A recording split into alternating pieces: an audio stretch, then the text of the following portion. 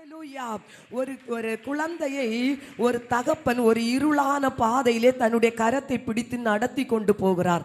அந்த குழந்தை இருளை பார்த்ததும் பயந்து அப்பாவிடம் சொல்லுகிறது, அப்பா இந்த இருட்டை பார்த்ததும் எனக்கு ரொம்ப பயமா இருக்கிறது என்று சொல்லி பிள்ளை பயப்படுது. உடனே அப்பா சொல்லுகிறார், மக்களே நீ எதுக்கு பயப்படுற, நான் தான் உன் கூட இருக்கிறேன் இல்லையா. ஹல்லேலூயா.